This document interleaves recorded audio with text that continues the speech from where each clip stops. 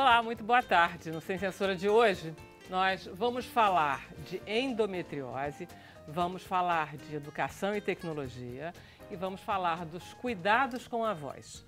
Os nossos convidados são o Dr. Cláudio Crispi, que é ginecologista, e ele conversa conosco sobre essa campanha de esclarecimento da endometriose, que é uma doença que afeta quase 180 milhões de mulheres no mundo, 10% das mulheres no Brasil, enfim, é uma doença terrível. Bem prevalente, né? Uma doença terrível que está precisando de ser comunicada, né? As pessoas precisam de fazer o diagnóstico mais precoce. Aqui no Brasil ainda se leva 10 anos entre o início da doença até o diagnóstico. E a campanha visa esse esclarecimento e ajudar a população com as suas demandas, né, necessárias. Nós estamos com Isabela Meijoeiro, que é advogada, e ela sofre ou sofria de endometriose, parece que sofre, né, porque não tem cura, né? E ela vai nos contar tudo sobre a sua experiência com essa doença, sobretudo vítima de muito preconceito, não é, Isabela? Sim. É incrível, né? É, porque muitas pessoas não entendem, acham que é uma coisa muito simples, apenas sentir cólica. Como se fosse natural sentir cólica. Né? E é muito mais abrangente.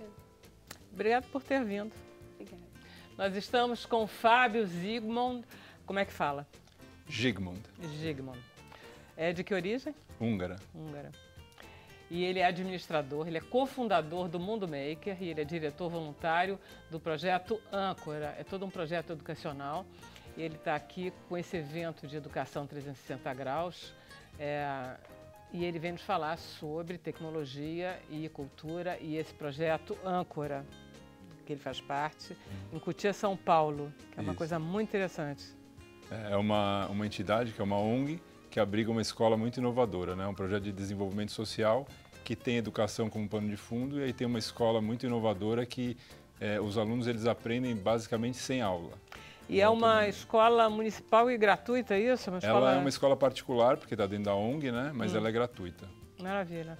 Obrigada por ter vindo. Nós estamos com Ângela Castro, que é fonoaudióloga, e hoje é o Dia Mundial da Voz. Dia 16 de abril, nós tivemos o prazer de estar com ela ano passado. Exatamente. Então, ótimo que pelo menos uma vez por ano se presença obrigatória aqui. E eu fico muito agradecida pelo convite e pela felicidade de estar aqui, por ser um profissional da comunicação humana e estar hoje podendo estar no Dia Mundial da Voz. Maravilha, Ângela. É um prazer enorme tê-la aqui. Ela vai nos alertar para os cuidados que nós devemos ter com a nossa voz, que é tudo que temos para nos comunicarmos, não é, Bruno? Tem isso mesmo, eu me lembro, tem uns exercícios assim. Florinha, então, vamos participar do programa Boa Tarde, Vera Barroso. Boa tarde aos nossos convidados. Muito boa tarde a você que está em casa. Chegou a hora, gente. Participa aí do Sem Censura. Vai na sua rede social favorita. Pode ser Twitter, Instagram, Facebook. Tá valendo tudo. Vera, mandem uma mensagem pra gente. Tem o WhatsApp também. 021 99903 5329. Mandou sua mensagem, caiu aqui no meu computador. Eu passo para os nossos convidados. É facinho, facinho, Vera Barroso. Não precisa nem mostrar se a voz está boa. Pode ser por escrito, olha que beleza. Deixa eu só aproveitar, outro dia tem uma amiga minha que me ligou e disse assim, ô Vera, você está com conjuntivite? Eu digo, como é que você sabe? Não, porque perguntaram no programa, você não foi, é que estava lá a Cate. Eu digo, é verdade, estou com conjuntivite, fiquei 2 dias de molho, já estou boa. Então eu queria agradecer muito Dona Cátia Navarro, que é uma santa criatura, brilhante colega.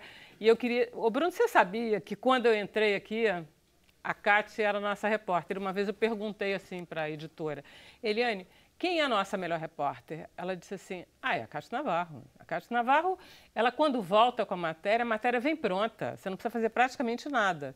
E durante anos, a Cátia saiu do vídeo. Então eu fico muito feliz quando eu vejo a Cátia no vídeo. Oba! Muito bom.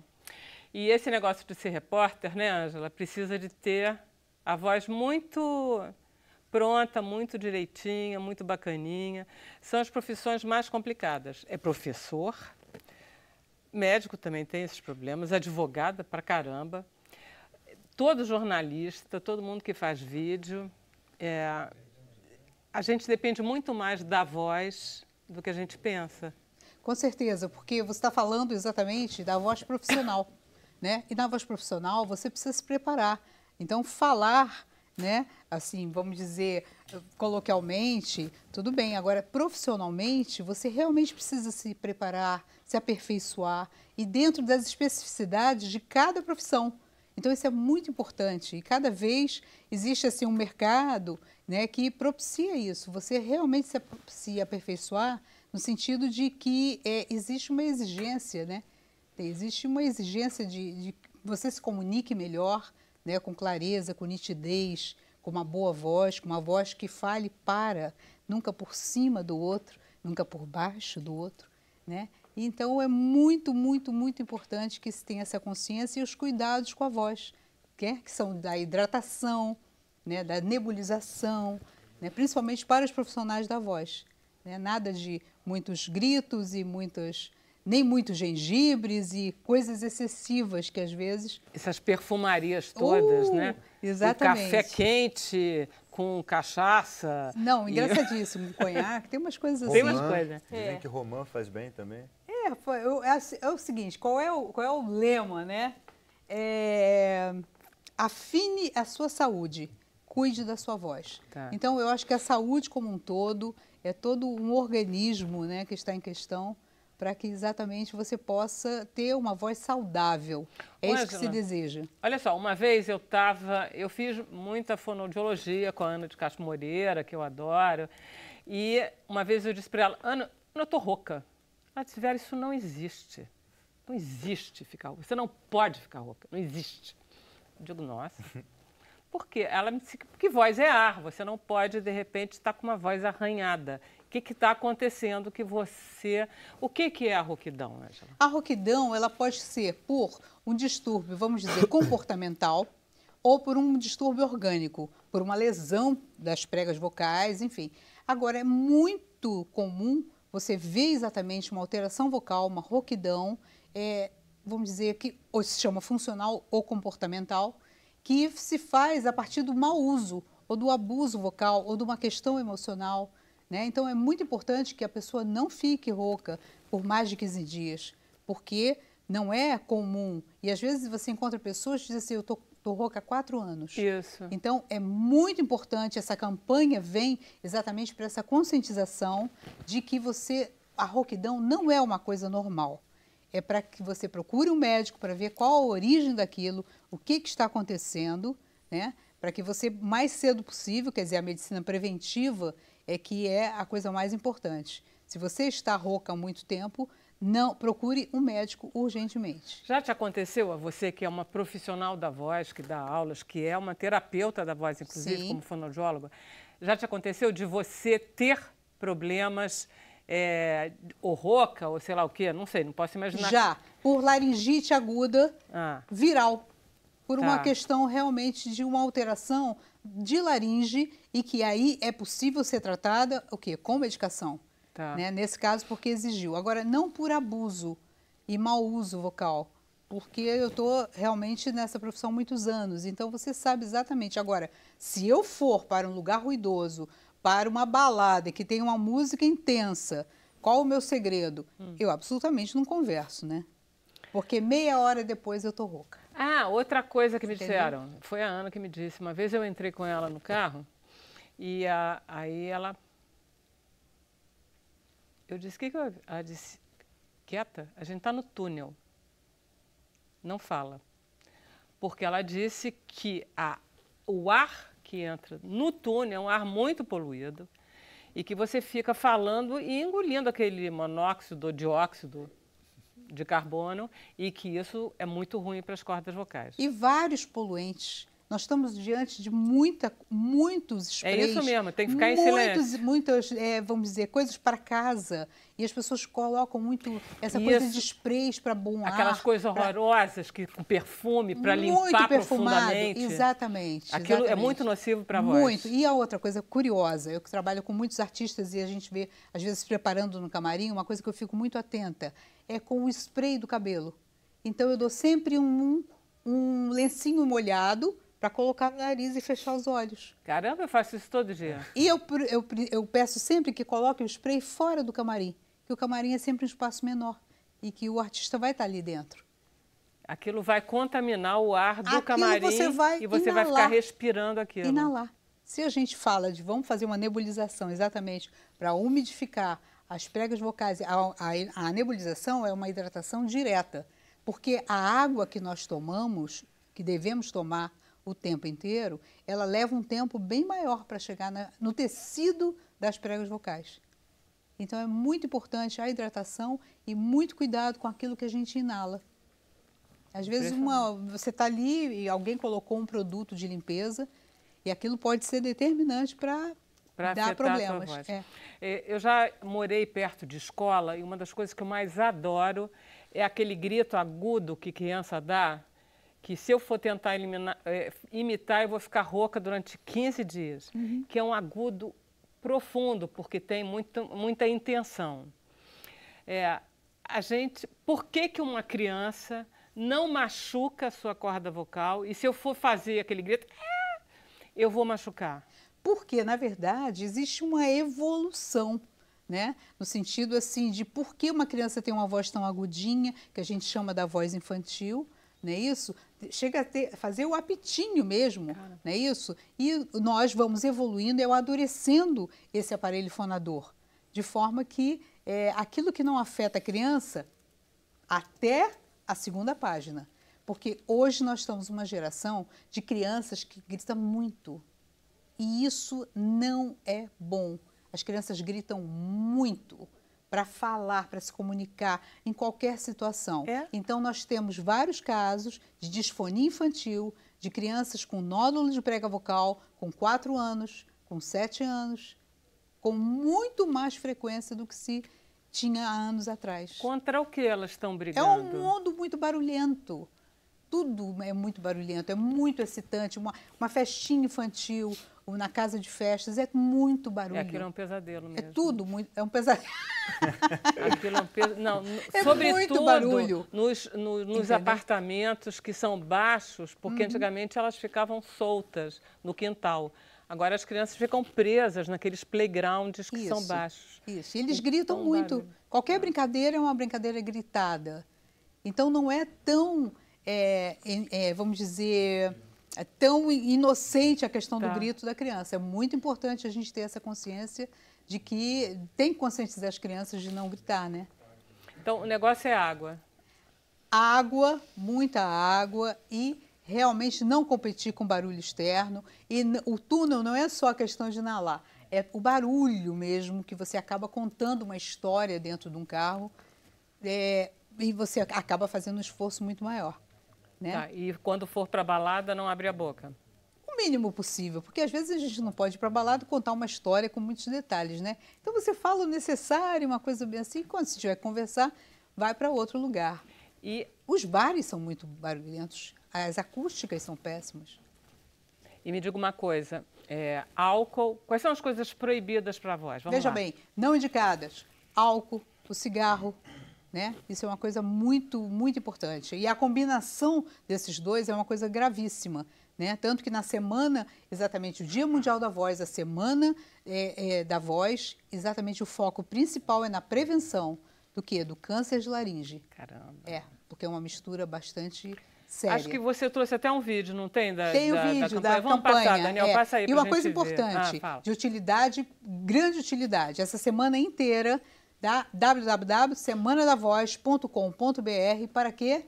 Para marcar consultas gratuitas em vários postos, em vários centros, em várias clínicas particulares, para avaliar a voz com otorrinos. Isso é muito bacana. Tá? Vamos lá, Daniel, vamos ver. Eu surfo e falo, não fico calado. Quero que a minha voz seja ouvida. Pois é, tem gente que ainda tenta calar quem pensa diferente. Mas nosso país precisa que todos falemos e que todos sejamos ouvidos. E que cada um respeite e cuide da voz do outro. Portanto, atenção. Se você sente dor na garganta, pigarro ou dificuldade de engolir, ou se está há mais de 2 semanas rouco, você precisa ser examinado por um médico. Vamos criar uma grande onda de cuidados com a garganta. Vamos nessa. Semana Nacional da Voz, de 15 a 20 de abril. Procure um dos postos de atendimento no site semanadavoz.com.br. Afine a sua saúde. Cuide da sua voz. Explica para mim por que escolheram 2 surfistas para fazer a campanha. Por quê? Tem vários, mas em especial porque, na verdade, é uma grande onda essa história da voz. Então, grande onda. É a grande onda. Eu sabia que tinha um conceito. Cuidar da sua voz. Mas essa história de consulta grátis é muito bacana. Muito, muito. Porque o principal objetivo é exatamente que a população busque, e muitas vezes não tem condições de ir a um otorrino. Então, sim. Você vai tomando um chá, vai tomando um xarope, alguma coisa que não vai resolver. Então, fazer o exame, ver o médico para fazer uma avaliação otorrinolaringológica é muito importante. Diz aí de novo o site. www.semanadavoz.com.br. Maravilha, Ângela. Obrigada. A gente vai fazer um intervalo, mas é rapidinho, a gente volta.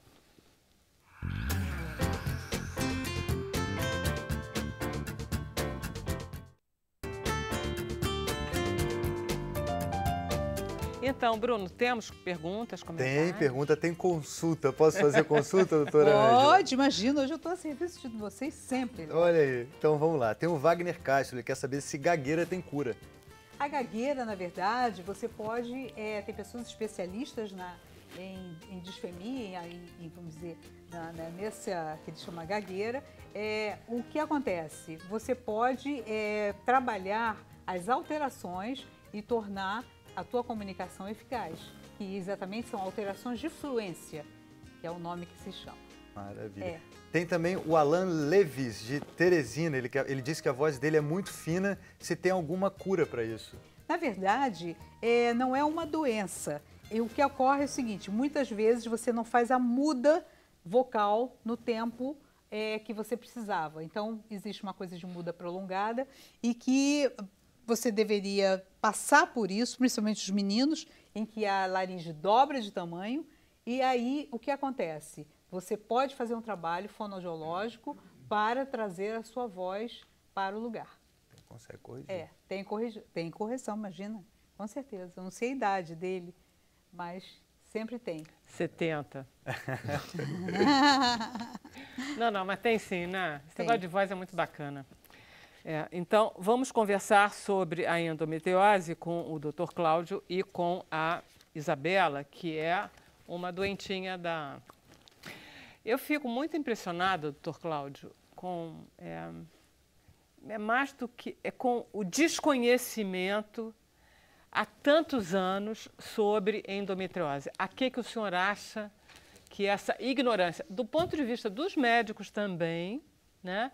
E da sociedade em geral a respeito de uma coisa que é tão dolorosa? Eu acho que tem muito do cultural. Tem muito do cultural de que a mulher sentir dor é necessário ou é normal. E que ela tem que suportar essa dor, né? Pecado original, essas coisas todas. Então, isso vem de muito tempo. E a mulher...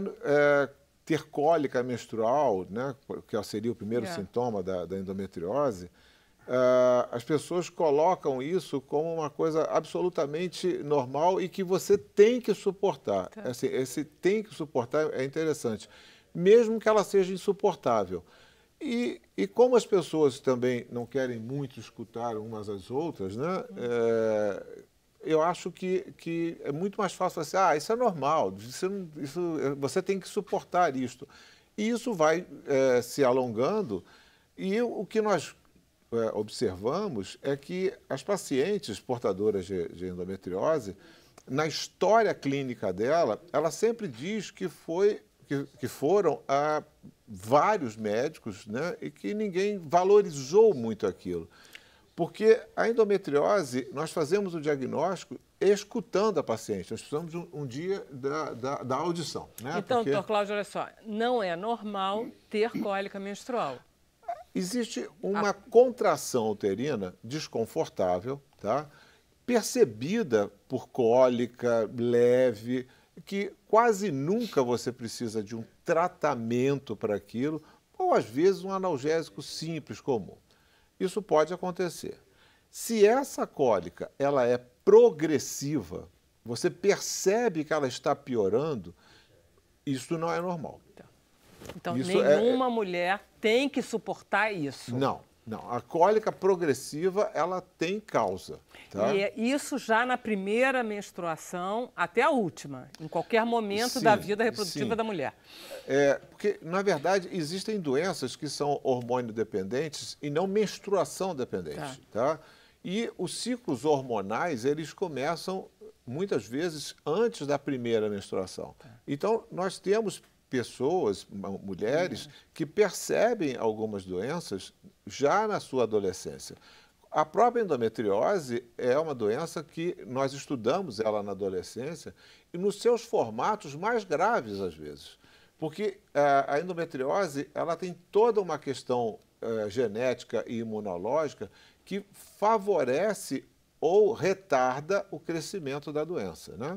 Então, se eu tenho uma moça jovem que tem condições propícias ao desenvolvimento da doença, ela passa muito precocemente a desenvolver doenças graves, né? Às vezes com 14, 15 anos de idade.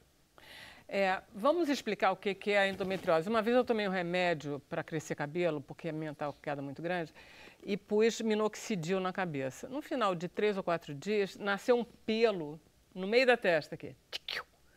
Absolutamente fora do lugar. Entendeu? E eu me lembro que eu digo, que esquisito, isso é provocado, evidente. É como se fosse um folículo que tivesse saído do lugar e nasceu um pelo. Eu tenho a sensação que a endometriose é exatamente isso, ou seja, como se eu tivesse uma célula do meio do útero, no meio da testa, e que quando eu ficasse menstruada, sangrasse aqui no meio da testa. É um pouco isso? É um pouco isso. Eu acho que você fez uma correlação interessante. Porque, assim, a endometriose ela é uma doença que essa célula, esse folículo, né, ele estaria em outro lugar que não dentro do útero. O endométrio é um tecido necessário, normal, dentro da cavidade uterina. É ali que se desenvolve a gravidez. Né? Então, esse tecido ele se desenvolve todo mês para que haja uma gravidez sadia. Né?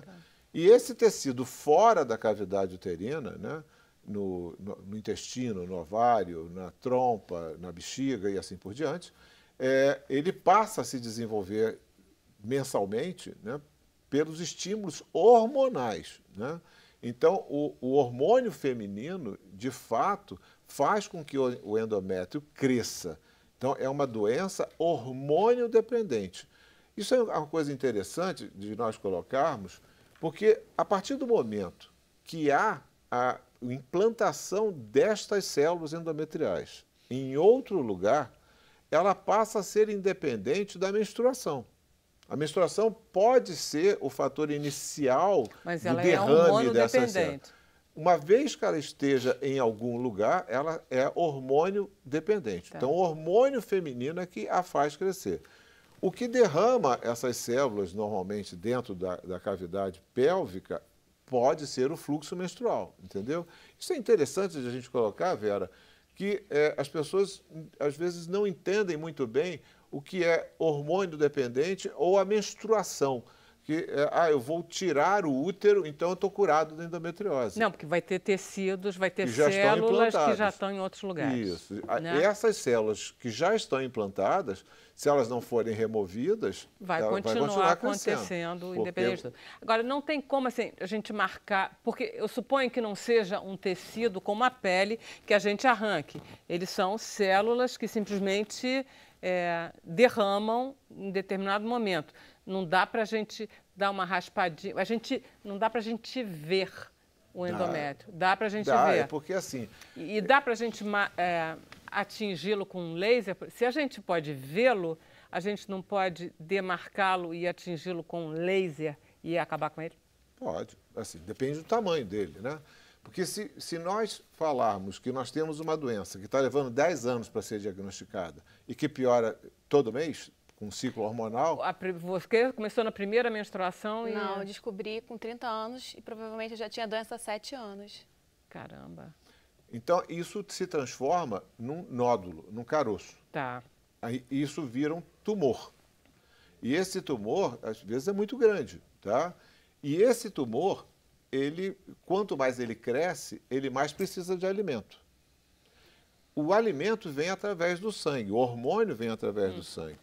Então, quando ele está na superfície do órgão, aquela rede capilar é suficiente para nutri-lo. Quanto mais ele cresce, ele precisa de mais sangue, então ele precisa infiltrar aquele tecido hospedeiro. E ele vai, na profundidade, pegar os vasos mais profundos, que são mais calibrosos, para se nutrir melhor. Então, por isso que a endometriose, quanto mais ela cresce, ela toma a forma nodular, tumoral, e se torna infiltrativa. Ela infiltra o órgão e passa, então, a interagir com esse órgão, alterando a sua funcionalidade. E é verdade que esse tecido, ele chega a sempre se instalar mais perto de terminações nervosas, o que provoca dores maiores, ou isso é um dos mitos, ou isso não é exato? Assim, Vera, isso é verdade, mas assim... É porque tudo na pelve tem nervo, né? Então, a pelve é um lugar desafiador, né? Porque você tem tudo separado aqui em cima, né?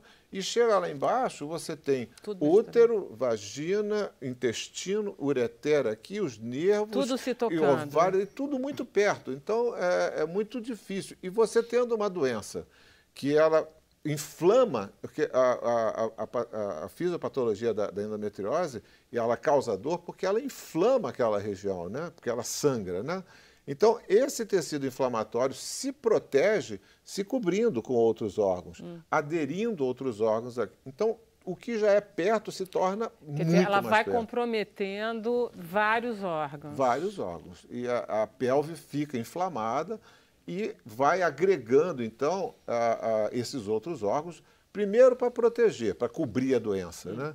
E depois para nutrir a doença. Agora, se a gente consegue ver, por que demora tanto tempo, por exemplo, que a Isabela demorou 7 anos para ter o diagnóstico confirmado? Se ela tinha dores, não? Muito pouco. Muito pouca. Pois no meu caso, eu acho que ainda tem isso. Tem isso. Existe um grupo de mulheres, 10% das mulheres, que não tem dor. Né? E esse é um grupo muito perigoso, que a doença evolui silenciosa, vai envolver órgãos importantes, por exemplo, o ureter, né? Que é um órgão que ajuda que é fundamental para que a urina venha do rim até a bexiga. E se ela não sente nada, aquilo cresce e pode ocluir o ureter, né? E ela perder um rim, por exemplo. Vamos lá, Isabela, explica para mim então como é que é a sua patologia. Porque, evidentemente, a essas alturas você deve saber mais do que vários médicos. Com certeza. Não é, não? Então, eu tenho endometriose e o foco principal da minha endometriose são os ovários. E como eu tive esse diagnóstico tardio... Porque você não tinha dor? Não tinha e também não fazia exames de imagem. Tá. Não fazia. E aí ela foi passando para o ureter, um pouco no intestino. Então, quando eu tive o real diagnóstico, eu já tinha endometriose profunda. E aí foi necessária a cirurgia para que aquilo fosse retirado. E aí você perdeu um pedaço de intestino, perdeu um pedaço de não sei o que, não? Não. Graças ao doutor Cláudio, que conseguiu tirar muito localizadamente, é isso, doutor Cláudio? E a equipe multidisciplinar, né? Assim, em que sentido? Como assim multidisciplinar? Você fez vários tipos de coisas, fez terapia? É porque na cirurgia, na verdade, entra também um urologista, um proctologista. Ah, tá, para todas essas... Sim. É uma cirurgia, quando necessária, não é todo mundo que precisa operar, tá? Mas é uma cirurgia, quando necessária, que nós advogamos é ótimo, que nós temos que tratar essa paciente com uma equipe multidisciplinar, né? Para ser o mínimo invasiva, para ser o mínimo destrutiva. Para ter um controle de dano cirúrgico melhor. Isso. E diminuir a chance de complicações ou intercorrências no pós-operatório. Sobretudo porque é uma doença que não tem cura. Ela vai sempre ter focos de endometriose, é isso? Mais ou menos. Mais ou menos. Assim, o que é que nós não curamos? É a competência do organismo dela em desenvolver a doença. Porque existe aí toda uma questão genética e imunológica para isso. A doença, aonde ela está localizada, ela, na verdade, tem cura. Você tirou a doença daquele lugar, você eliminou aquele foco de doença. Eu não sei se as células de endometriose que possam, porventura, habitar algum outro lugar do abdômen da Isabela, pode vir a se desenvolver. Mas vai levar muito tempo. Não é uma coisa que vai desenvolver de hoje para daqui a 6 meses. Que é uma doença que, para ela chegar no formato nodular, leva anos. Tá? Pois é, mas se, por exemplo, a gente pode supor que a endometriose está espalhada em toda a cavidade abdominal, se tudo que o senhor vai ter que limpar vai... Tem que limpar todo. Ah, tem. Não, você tem que tirar toda a doença. Você está vendo... E você vê. Vê, quando você abre, você vê. Você vê e você consegue mapear essa doença antes. Existem exames de imagem... De imagem? Quais são os exames de imagem? Principalmente a ressonância, né? Tá. A ressonância nuclear magnética, hoje, feita por pessoas também competentes, é capaz de criar um mapa da doença. Você consegue saber aonde ela está e consegue se preparar para fazer uma cirurgia suficiente, buscando a cura, de fato, da paciente. Isabela, você já fez a cirurgia há quanto tempo? Eu já fiz, foi agora em janeiro. E você chegou a decidir ter filho ou não ter filho? Como é que fica essa situação? Então, o Dr. Cláudio me sugeriu o congelamento de óvulos. Isso. E aí eu já fiz isso. Só que hoje em dia teve êxito a minha cirurgia, então eu tenho os ovários, eu posso engravidar naturalmente. Tá, mas era um risco que você corria, porque ele podia abrir e descobrir que os ovários estavam muito mais comprometidos? Isso. Sim. Alguma coisa na sua vida cotidiana depois da cirurgia mudou? Mudou. Mudou porque hoje em dia eu pratico atividade física praticamente todos os dias, em função de ter ouvido, né, lá com o Dr. Cláudio.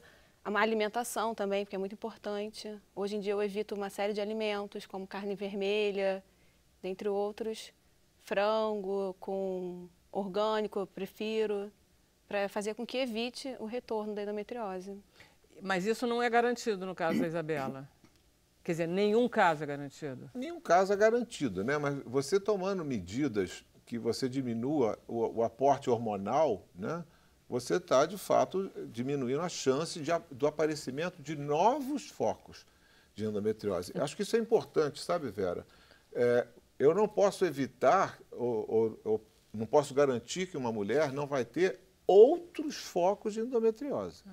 Os focos que existem, eles precisam ser mapeados e uma vez que você decidiu pelo tratamento cirúrgico, a equipe multidisciplinar, ela precisa ser suficiente para remover todos os focos visíveis. É longa a cirurgia?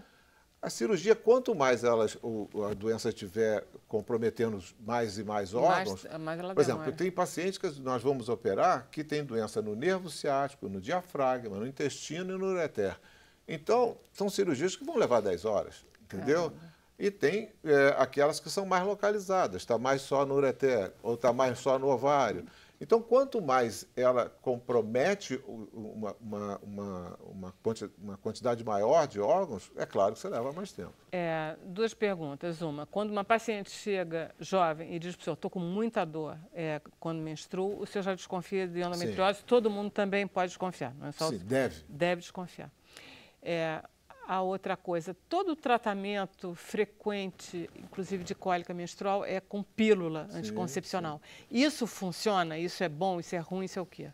Assim, o funciona é um pouco difícil essa resposta então, por aí. Qual é a pergunta que teria que ser feita? Se isso controla, né? Porque eu tenho controle da doença, eu tenho controle da dor, eu posso retardar o crescimento da doença, mas funcionar em termos de eliminar a doença, não.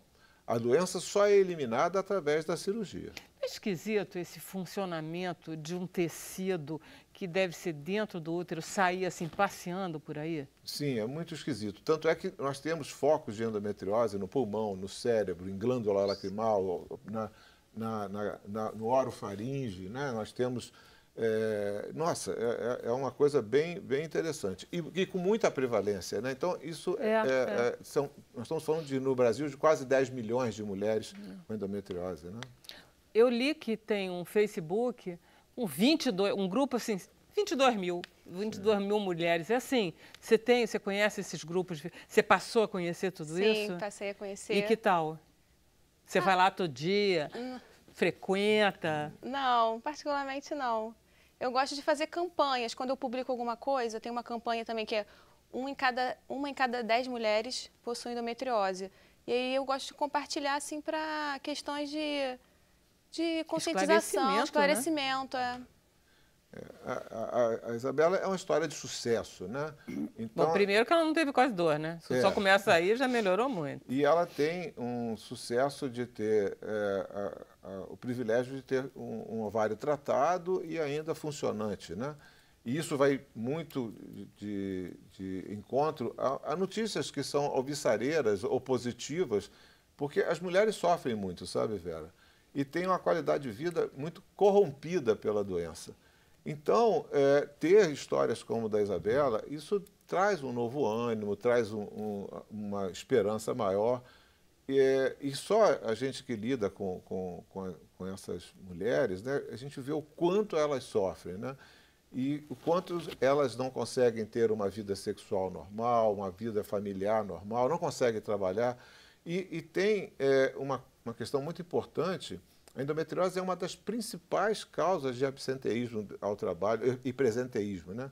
O que leva a um custo, né, Brasil, né, de bilhões de reais. E isso é uma coisa que no mundo inteiro hoje as pessoas estão dando muita atenção. Muito mais valor, né? Maravilha, doutor Cris. Acho que foi muito esclarecedor. Obrigado por ter vindo. Obrigado, eu que agradeço. Vamos fazer um intervalo? É rapidinho. 2 minutos a gente volta.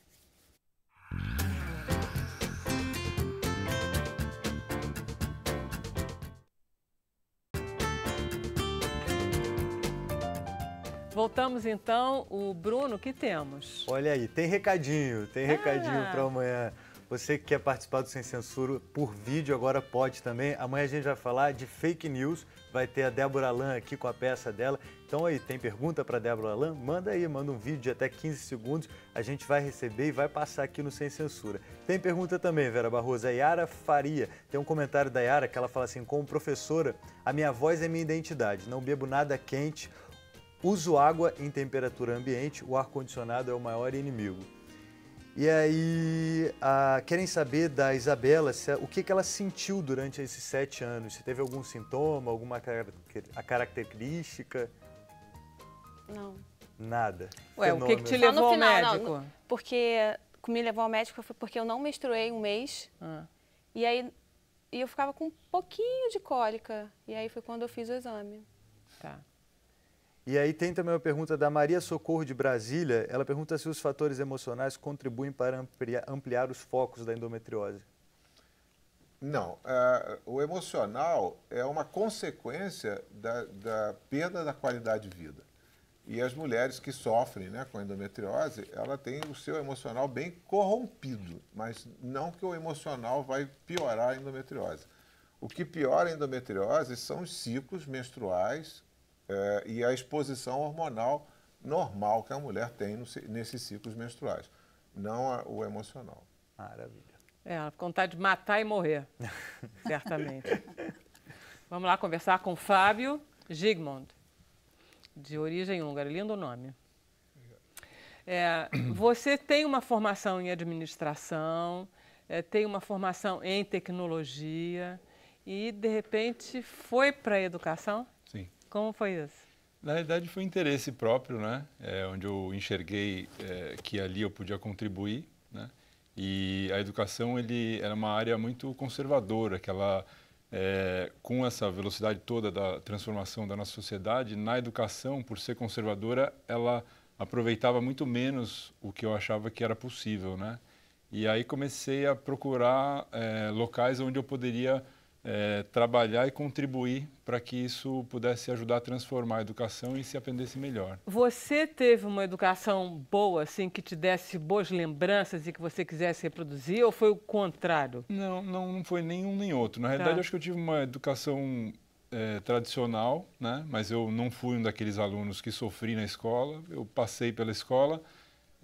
Não tive não tenho nenhuma memória dizendo, não, aquela educação que eu fiz era realmente excepcional, era diferente e tal. Eram escolas experimentais, né, naquela época. Então, existia um conceito de escola experimental. Mas nada fora do comum, né? Não era escola que você ia para o jardim ou para algum lugar para aprender. Aprendia na sala de aula com carteira normal, como as escolas tradicionais fazem. Né? O que começa primeiro, o Mundo Maker ou o Projeto Âncora? O Projeto Âncora, bem antes. Então, o Projeto Âncora, ele tem 22 anos, né? Ele é uma organização que durante 15 anos foi só uma organização de contraturno escolar e há 7 anos se fundou, além da parte de contraturno escolar, uma escola formal. O que é contraturno escolar? O aluno vai para a escola formal dele e aí depois ele vai fazer atividades extracurriculares. Ligadas às disciplinas da escola ou não? Naquela Teatro, época tinha bastante reforço, né, escolar e tinham atividades como circo, esportes, computação, né, várias outras coisas também. Uma tentativa de complementar o universo escolar. Tá. Mas aí, sentindo, né, a ineficiência, né, desse modelo de você complementar alguma coisa que era ruim por natureza, se sentiu a necessidade de se criar alguma coisa que fosse boa, em educação e formal, que esse aluno não precisasse ir para uma escola para depois ir para lá, que ele pudesse ficar só lá e aprender, de fato, né? E aí que se remodelou, né, ou se pensou como seria essa escola, e aí junto com o projeto que já existia de contraturno, se fez uma escola formal. Você está desde o começo nessa história? Não, eu estou há 7 anos. Há 7 anos que você está nesse projeto Âncora. Eu sou diretor da organização, né? Eu não sou um diretor de escola, né? Minha formação não é, né, pedagógica e tal. Eu sei muito, aprendi muito, mas existe coordenador pedagógico, diretor da escola, professor. Não, você está na organização da empresa. Da entidade, da né? entidade. É uma ONG, né? Que é uma ONG, tá. E aí, esse projeto Âncora se estabeleceu em Cotia, em São Paulo. Sim. Com quantos alunos, que grau, que idade que eles tinham? Então, lá o projeto Âncora, ele tem hoje em dia uma escola que vai desde o ensino infantil e o ensino básico até o terceiro tem algum do nome a médio. escola ou chama-se Escola Projeto Âncora? Tá. E aí lá, o que tem de diferente esse tipo de educação, né? Na realidade tem uma inversão. Geralmente uma escola, você tem um currículo, todas as escolas têm um currículo, e você parte desse currículo e aí você começa a ver áreas do conhecimento e você dá esse currículo ou passa esse currículo, né? Esses são os termos que se usam. Só que você não consegue dar uma coisa para alguém que não quer receber, né? Então, geralmente o modelo é esse, do currículo para o aluno. Lá no Âncora você faz uma inversão. Você sai do aluno e chega no currículo.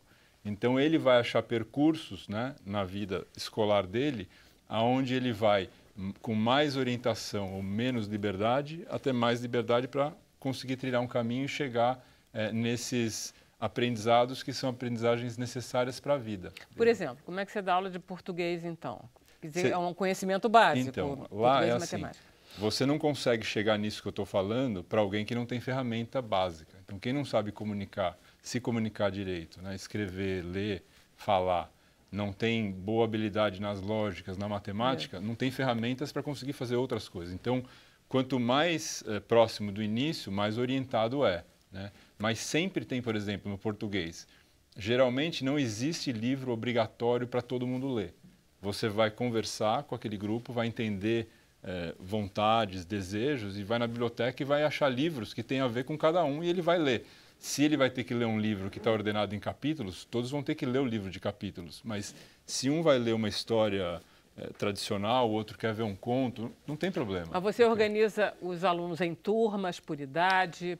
A escola é organizada em núcleos, né? Então são 3 núcleos. A iniciação, que como o próprio nome diz é o começo, né? E geralmente é quando você não tem ainda nem habilidades nessas ferramentas e principalmente você não entende o projeto, você não sabe como essa escola funciona. Você não consegue se relacionar com as pessoas de uma maneira respeitosa, não consegue cumprir as suas obrigações. Então, você está na iniciação. Quando você ganha essas competências básicas, você vai para o desenvolvimento.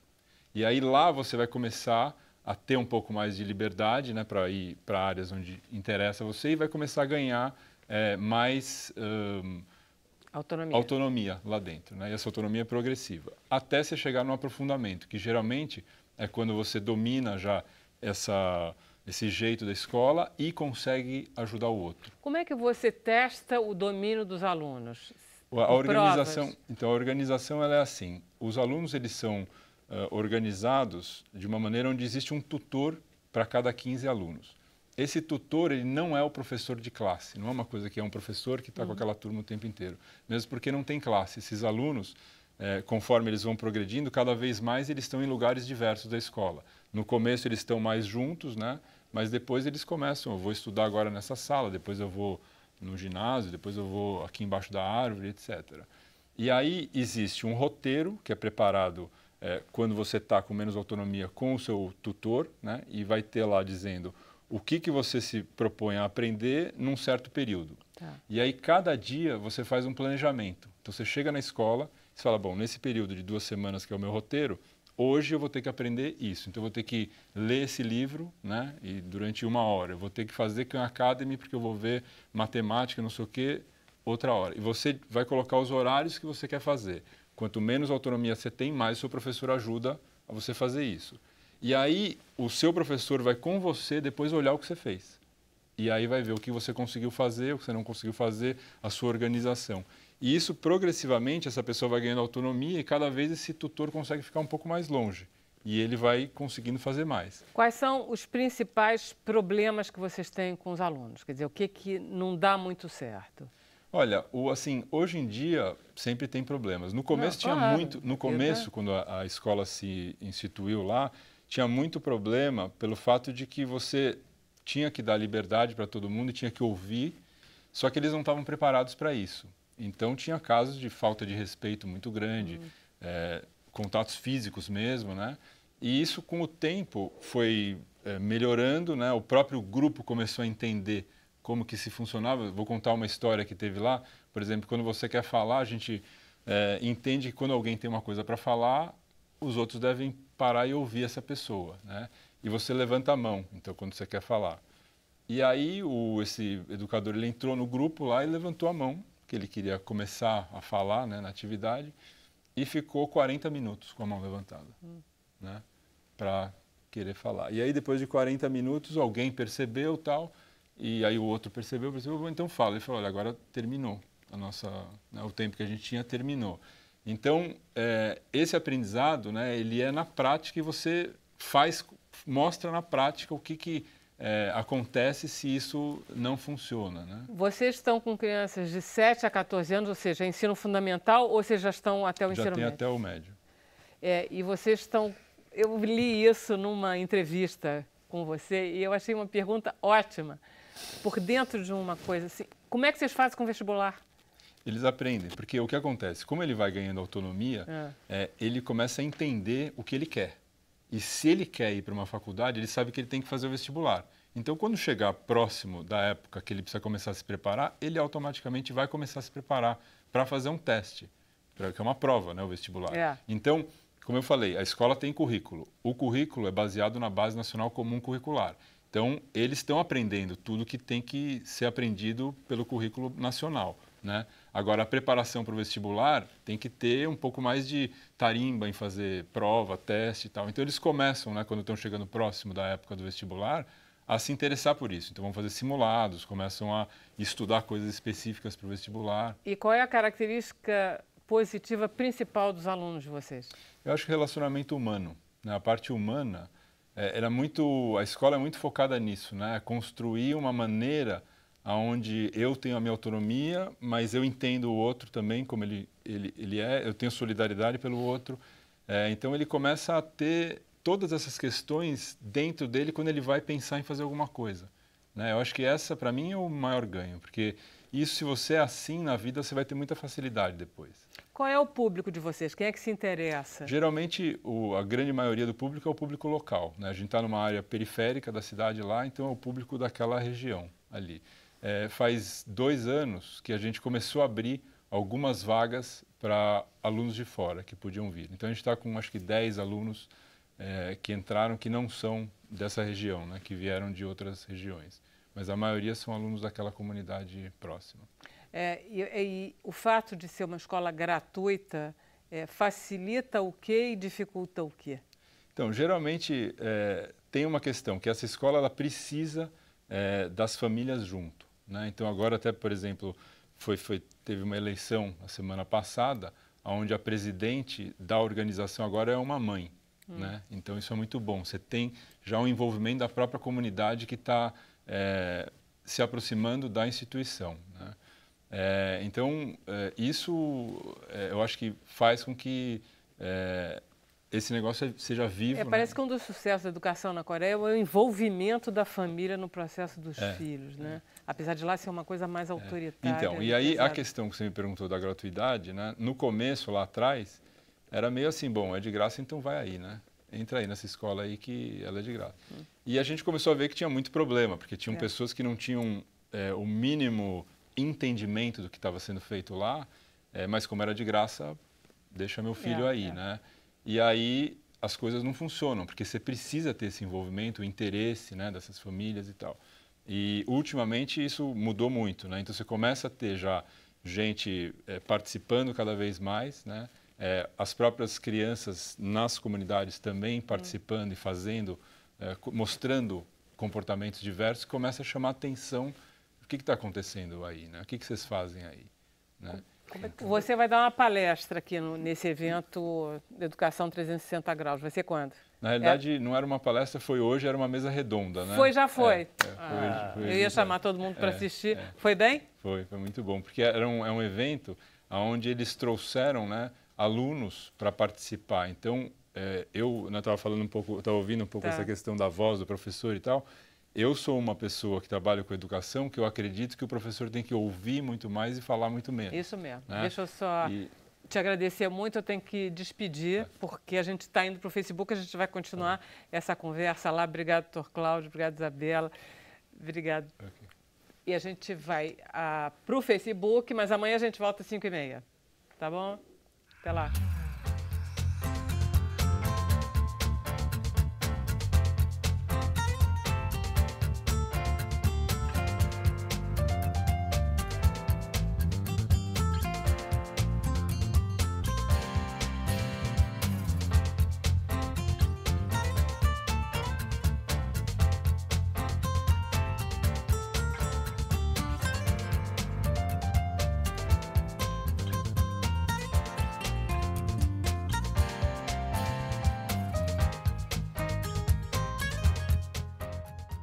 Será que nós estamos? Olha aí, estamos no Facebook? Será? Estamos no Facebook. Todo mundo está gostando muito do programa de hoje, Vera Barroso. Não é mesmo? Eu também estou gostando muito. Feliz. A Cláudia Colares, ela pergunta se endometriose... E aí, Cláudia? Cláudia Cido aqui, né? Nome bonito, Cláudia. Não é só, Cláudia, lindo nome. É Cláudia e Gabriel. Gabriel Menezes. A Cláudia Colares quer saber se a endometriose é a maior culpada da infertilidade feminina. Aí. É uma boa pergunta. Eu acredito que sim. A endometriose ela está presente em mais de 50% das mulheres inférteis, né? Então, eu acho que ela tem uma culpa na infertilidade muito pronunciada. A boa notícia é que o tratamento cirúrgico da endometriose nas pacientes inférteis recupera bastante a fertilidade em até 60% delas. Não é 100%, claro, como a gente gostaria, mas a recuperação é muito boa. O que é necessário é que a cirurgia seja completa, né? E muito cuidado com os ovários, né? Como é o caso da Isabela, que a endometriose no ovário, você não pode ser muito agressivo no tratamento, porque o ovário, como principal órgão reprodutor, se você for muito agressivo, você acaba removendo a reserva folicular, a reserva de óvulos da mulher. E, neste caso, é onde mais a doença pode voltar, aí sim, né? No ovário, por você ser mais comedido no tratamento cirúrgico, aí ela pode ter uma recorrência mais rápida. Mas nas outras áreas que a doença foi removida, não é para voltar. Ela pode aparecer em outro lugar. Mais consultas médicas, olha aí, para a doutora Ângela. É a Lúcia Galdino, de Pernambuco. Ela fala que tem uma amiga que tem a voz muito rouca. E é tão rouca que às vezes ela chega a perder a voz. Aí tem uma pergunta, isso é uma doença? Na verdade, ela precisa procurar um médico porque pode estar acontecendo alguma lesão nas pregas vocais. E então não é uma questão somente de fonoterapia. Ela precisa fazer avaliação com o médico, porque se existe uma lesão, um pólipo, um cisto, um nódulo antigo, realmente vai ficar difícil dela retomar a voz normal. É só cirurgia. Isso quem vai dizer é o médico, entendeu? Mas se está há muito tempo, é preciso procurar um médico. É possível que lá em Pernambuco, né? Está acontecendo a Semana da Voz, procurar quem estaria no posto de atendimento. Temos muitos pelo Brasil. Ângela, quando eu fumava, minha voz era muito mais grossa. Com certeza. Por que o cigarro engrossa a voz? Porque, na verdade, ele faz uma coisa que é uma camada dessa nicotina nas pregas vocais. Tá. Né? Daí, por exemplo, pessoas fumantes de muitos anos, elas fazem um edema de Henck, que é exatamente a voz que se confunde com a voz masculina. Quando fala, alô, como é que vai o senhor? É exatamente isso, pelo edema de Henck. Voz muito agravada, e aí é cirúrgico. Caramba. E parar de fumar. Lembrei, né? de boa. Eu não sabia que você fumava. Fumei durante 30 anos. 30 anos, Vera? Dos 15 aos 45. E aí eu parei. Que bom. Maravilha. Já tem 25, 45, dá 25 anos, né? Fica uma voz com um frescor maravilhoso. Muito Pois bonita mas essa eu voz. acho que porque eu parei de fumar mesmo. Com certeza. Eu já estava no ponto que eu ligava para cá de manhã, as pessoas diziam, quem é que está falando? Não estou reconhecendo a voz desse senhor. Eu estava com a voz bem grossa. Agravada mesmo. A gente faz horrores quando é jovem, não é, Isabela? Olha aí, tem o T Filho, ele não diz o nome, ele é de Fortaleza, Ceará, e a pergunta para a doutora Ângela. Ele faz assim uma provocação, ele fala que a cantora Bonnie Tyler tem a voz rouca desde que ele se entende por gente. Por quê? Porque, na verdade, o que acontece? Às vezes é uma estética, é uma escolha, é uma forma de cantar, em que você vai encontrar, por exemplo, vários cantores de rock, em que as pregas vocais não vão ser pregas vocais na imagem perfeitas. Tá. Elas vão ter como uma característica, né, uma lesão necessariamente naquelas pregas vocais para conseguir efeitos né, bastante roucos e Ângela, outra acentuados. coisa, por exemplo, a gente vê muito cantor de ópera, mas a gente vê muito o Soraya Ravelli quando veio aqui, essa coisa de ficar cheio de cascol em volta da garganta protegendo. Sim. Eu estava vendo até uma entrevista com a Zélia Duncan, que ela elogia você, que você salvou a vida dela. E ela fala isso, que ela também ficava toda enrolada aqui, que não podia abrir geladeira. Ela se descrevia como florzinha de estufa. Eu não chegava em nada. Era. Mas, na verdade, existem pessoas que têm mais sensibilidade, né, aos ventos e outra coisa. Então é bom mesmo que fazer caiu isso. por terra. Por exemplo, pessoas que estão acostumadas a tomar água gelada com gelo, antigamente dizia assim, não toque nisso.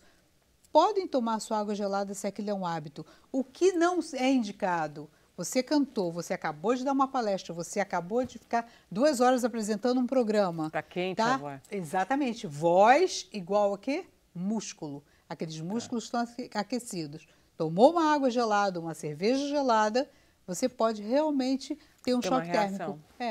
Entendeu? Agora, a questão do cascol e dos hábitos também. E tem sentido, né? A Cada um pessoa tem seus hábitos, exatamente. Eu já vi 2 vezes cantores, que eu não lembro agora quem, mas que vieram com exercício um copo com água e um tubo e ficavam a garrafa e soprando. o tubo de silicone soprando. Para que isso? É isso? Isso é uma técnica, quer dizer, oriundo do professor Titze, que é um dos maiores especialistas do mundo em voz, laringologista, e que ele começou com um tubinho de mexer café, com um furinho no meio.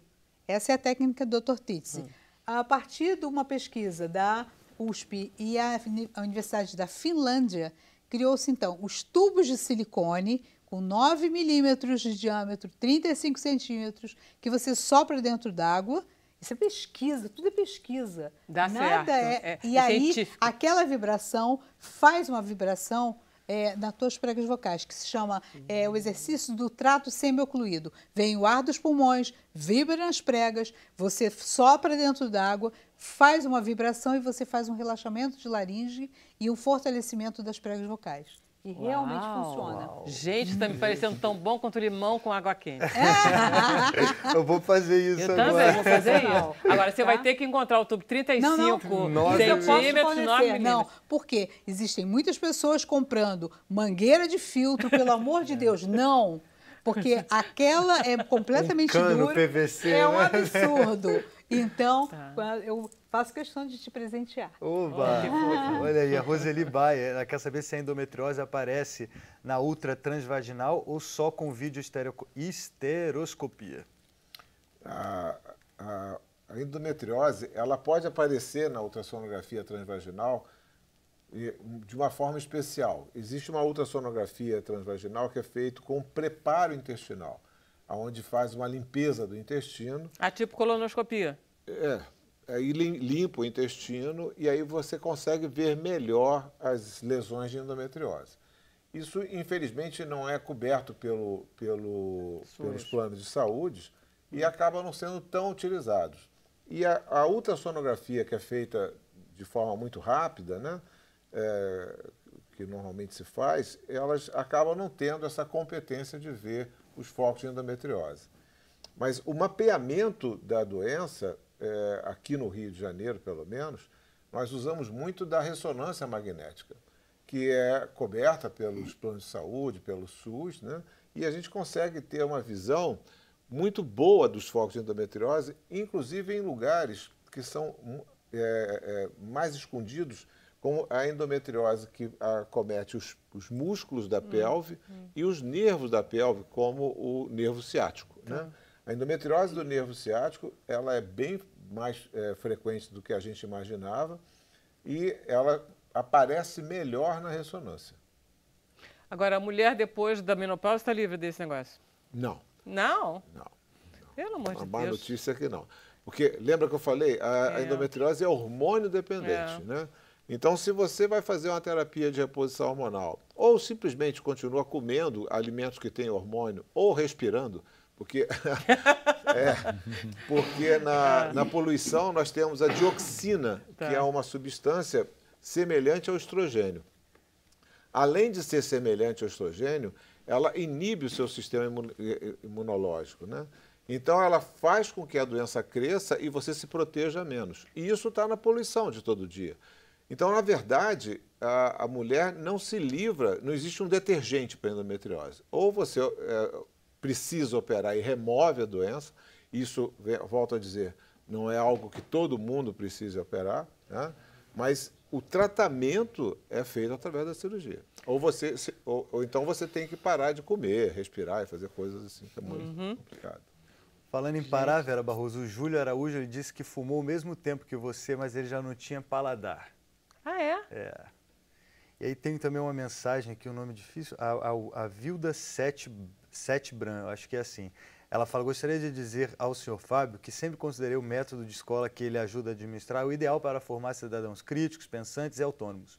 Gostaria de saber se houve alguma inspiração na Escola da Ponte, fundada por José Pacheco em Vila das Alves, em Portugal. Sim. Ele é o mentor dessa escola, né? Ele, na verdade, teve muito apoio dele, inclusive, né? Nos primeiros... Ele ainda está vivo? Essa Escola Ponte ainda está funcionando? A Escola da Ponte, ela existe, ela é uma escola pública portuguesa, mas que ela não é mais a escola que foi, né? Quando o professor Pacheco trabalhou lá, na década de 70 até 80, era uma escola que eles construíram, com esses moldes que eu estava descrevendo aqui. E hoje em dia aquela escola, aquele lugar não é mais a escola, ela foi transferida para um outro prédio dentro de uma outra cidade, chama Escola da Ponte, mas tem umas lembranças, mas não é mais aquilo.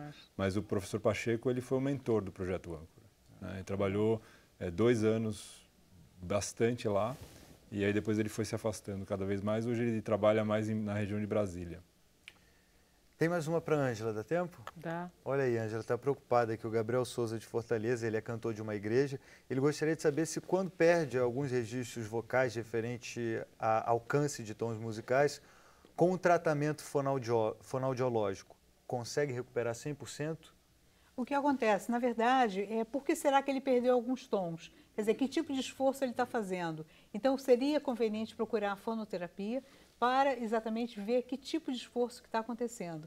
Às vezes, nos cantores gospel, né, que é evangélico, né? Então, às vezes, exagera um bocadinho nesses tons, né? Ou, exatamente, pode ser também por refluxo, que acontece a perda de tons. Então, é muito importante que procure o otorrino e a fonoaudióloga. Mas com a idade a gente não vai mudando de tom, não vai ficando a voz mais grave? Os cantores não vão perdendo alguns registros? Na verdade, isso leva muitos anos. Isso leva muitos anos até você. Os homens, por exemplo, tendem a agudizar e as mulheres a agravar o tom da voz. Entendeu? Então, isso... O barítono não pode virar tenor, não, né? Acredito que ele vai ajustando os repertórios, assim como as cantoras. Tá. Ela já não vai fazer uma jovem, entendeu? Ela não faz a Micaela do Carmen, não já faz começa a Micaela, fazer exatamente, mas ela vai poder fazer a Carmen. A Carmen, de alguma maneira, alguma coisa assim. Tá. Tem uma pergunta aqui que eu acho que serve para os nossos dois convidados, que é da Silvia Rabelo, e ela fala assim: em que afeta a saúde vocal esta moda que a mulherada adotou de tomar hormônios que acabam engrossando a voz? Tem uma, né, para malhar, para ficar saradona, tem uma mulherada aí tomando. Qual é a pergunta, exatamente? Ela quer saber em que afeta a saúde vocal, que aí fica com aquela voz... Fica com aquela voz Afeta muito. Isso tudo é muito sério. Né? O senhor pode falar melhor da questão hormonal? Para sempre, né? Para sempre? Não parou de tomar remédio, não volta? Gravíssimo. Isso é gravíssimo. As alterações hormonais da voz, pelo uso da testosterona, em doses não recomendadas, né? Ela pode acontecer e não é reversível. Então, ela vai ter uma voz masculina, né? Além de outros efeitos colaterais, né? Que são decorrentes do uso exagerado da testosterona. E a má notícia é que a voz é para sempre. O pomo de Adão apareceu, não desaparece mais. O crescimento clitoriano e assim por diante são alterações para sempre. Né? É verdade. E desaparecem os músculos. Quer dizer, tudo que a gente queria vai embora, fica só o... Não, ela tem uma hipertrofia muscular, né? Quando você usa esse tipo de hormônio, você tem uma perda de massa gordurosa e um crescimento de massa Mas isso não muscular. Se mantém. Se você não fizer exercício, você acaba perdendo isso e ficando com a voz grossa e a pomo de Adão, entendeu? Entendi. Você fica fraca e com tudo... O que deveria ser para sempre não é. Né? Exatamente. O que a gente está interessado em outra coisa. Gente, esse programa foi muito bom mesmo. Muito obrigada, doutora Cláudia Isabela. Fábio e Ângela, a gente volta amanhã, 5h30 da tarde. Até lá.